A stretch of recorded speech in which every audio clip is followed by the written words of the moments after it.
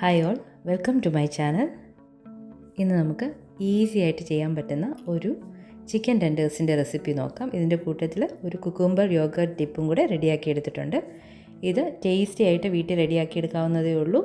പുറം നല്ല ക്രിസ്പിയും അകം ജ്യൂസിയുമായിട്ടുള്ള ടേസ്റ്റി ചിക്കൻ ടെൻഡേഴ്സാണ്. ഇതെങ്ങനെ ഉണ്ടാക്കിയെടുക്കുന്നതെന്ന് നോക്കാം. ഇതിനായിട്ട് ചിക്കൻ മാരിനേറ്റ് ചെയ്യാനായിട്ട് നമുക്ക് ബട്ടർ മിൽക്കിൻ്റെ ആവശ്യമുണ്ട്. അതിനായിട്ട് ഞാൻ 1 കപ്പ് മിൽക്കിലേക്ക് 1 ടേബിൾ സ്പൂണോളം വിനാഗിരി ഒഴിച്ച് കൊടുത്തിട്ട് ഒന്ന് മിക്സ് ചെയ്ത് ഒരു 10-20 മിനിറ്റ് ഒന്ന് മാറ്റി വയ്ക്കുന്നുണ്ട്.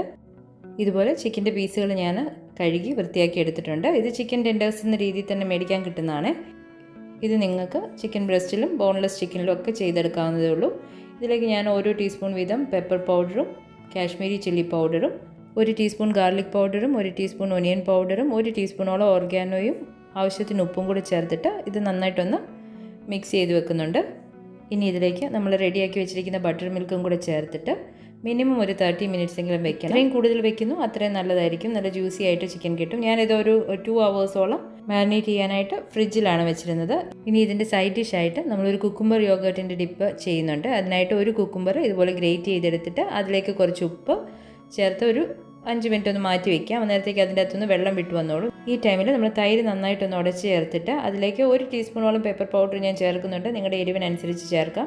ഒരു 2 വെളുത്തുള്ളി ചെറുതായിട്ട് അരിഞ്ഞതും, ഒരു 2 ടേബിൾ സ്പൂണോളം മല്ലിയിലയും, പിന്നെ നമ്മൾ മാറ്റി വെച്ചിരുന്ന കുക്കുംബർ ഇതുപോലെ പിഴിഞ്ഞ് അതിൻ്റെ വെള്ളമൊക്കെ കളഞ്ഞിട്ട് അതുകൂടെ ചേർത്ത് കൊടുക്കുന്നുണ്ട്. 1 കുക്കുംബർ, പിന്നെ 1 ടേബിൾ സ്പൂണോളം നാരങ്ങ നീരും ആവശ്യത്തിന് ഉപ്പും കൂടി ചേർത്തിട്ട് ഇത് നന്നായിട്ടൊന്ന് മിക്സ് ചെയ്തെടുക്കാം.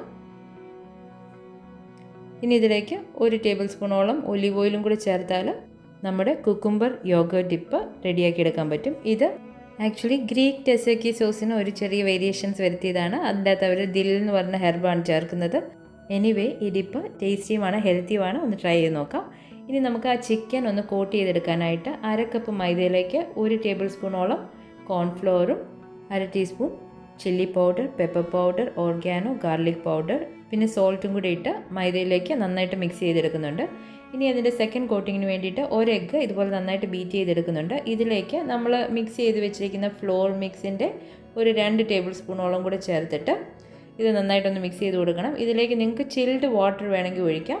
ഞാനിപ്പോൾ ഇത് 2 മണിക്കൂറോളം ഈ ചിക്കൻ മാരിനേറ്റ് ചെയ്ത ഈ ബട്ടർ മിൽക്കിൻ്റെ അകത്തുനിന്ന് തന്നെ ആവശ്യത്തിന് ബട്ടർ മിൽക്ക് ഞാൻ ഈ എഗ്ഗിലേക്ക് ഒഴിച്ചു കൊടുത്ത് അതൊന്ന് നന്നായിട്ട് മിക്സ് ചെയ്തെടുക്കുന്നുണ്ട്. അത് നമ്മുടെ സെക്കൻഡ് കോട്ടിങ്ങിനുള്ളതാണ്. ഇനി തേർഡ് കോട്ടിംഗ് എന്ന് പറയുന്നത് ഒന്നെങ്കിൽ നിങ്ങൾക്ക് ഈ മൈദയിൽ തന്നെ നമ്മൾ മൈദയുടെ ഈ ഫ്ലോർ മിക്സിൽ തന്നെ പ്രിപ്പയർ ചെയ്യാം. അല്ലാന്നുണ്ടെങ്കിൽ കോൺഫ്ലേക്സ് വെച്ച് ഓൾട്ടർനേറ്റീവായിട്ട് ചെയ്യാവുന്നതാണ്. ഞാനിപ്പോൾ ഇവിടെ കോൺഫ്ലേക്സ് വെച്ചാണ് ചെയ്യുന്നത്. കോൺഫ്ലേക്സ് ഇല്ല എന്നുണ്ടെന്നുണ്ടെങ്കിൽ ഈ സെയിം മൈദയുടെ ഫ്ലോർ മിക്സിലോട്ട് തന്നെ സെക്കൻഡ് കോട്ടിങ് ചെയ്തെടുക്കാവുന്നതാണ്. ഇതുപോലെ കോൺഫ്ലേക്സ് എടുത്ത് കൈകൊണ്ട് ക്രഷ് ചെയ്യുകയോ അല്ലെങ്കിൽ ഒരു സിപ്ലോ കവറിലേക്ക് ഈ കോൺഫ്ലേക്സ് ഇട്ട് കൊടുത്തിട്ട് നമ്മൾ ചപ്പാത്തി പല കൊണ്ടൊന്ന് റോൾ ചെയ്യുകയോ ചെയ്താൽ അത് പൊടിഞ്ഞ് കിട്ടും. ഒത്തിരി അങ്ങ് പൊടിയാണ്ട് ജസ്റ്റ് ചെറുതായിട്ടൊരു തരിയൊക്കെ വേണം.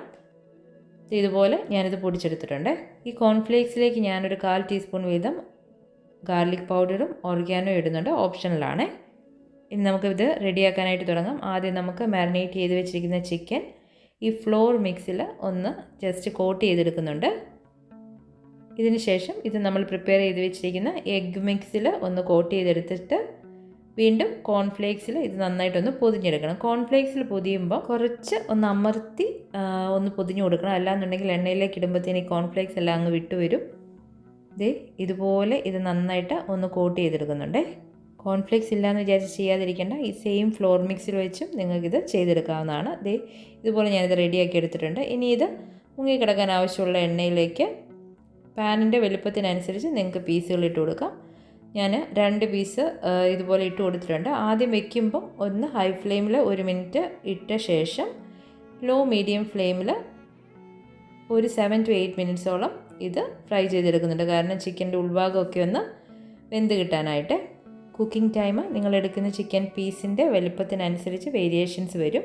ഇനി എണ്ണ അവോയ്ഡ് ചെയ്യുന്ന ആൾക്കാർ കാണുന്നുണ്ടെങ്കിൽ ഈ കോൺഫ്ലേക്സിൽ കോട്ട് ചെയ്ത ശേഷം നിങ്ങൾക്ക് ജസ്റ്റ് ഒരു ഓയിൽ സ്പ്രേ ചെയ്തിട്ട് എയർ ഫ്രയറിൽ 12 to 14 മിനിറ്റ്സോളം ഇത് 350 ഡിഗ്രിയിൽ ഒന്ന് കുക്ക് ചെയ്തെടുക്കാവുന്നതാണ്. 6 to 7 മിനിറ്റ്സിൽ ഇതൊന്ന് ഫ്ലിപ്പ് ചെയ്തിട്ട് അപ്പുറത്തെ സൈഡിലും ഇതുപോലെ ഒന്ന് ഓയിൽ സ്പ്രേ ചെയ്തിട്ട് വീണ്ടും കുക്ക് ചെയ്തെടുക്കണം. ഇത്രയേ ഉള്ളൂ. നമുക്ക് ഈസിയും ടേസ്റ്റിയുമായിട്ട് ചിക്കൻ ടെൻഡേഴ്സ് വീട്ടിൽ റെഡിയാക്കി എടുക്കാൻ പറ്റും.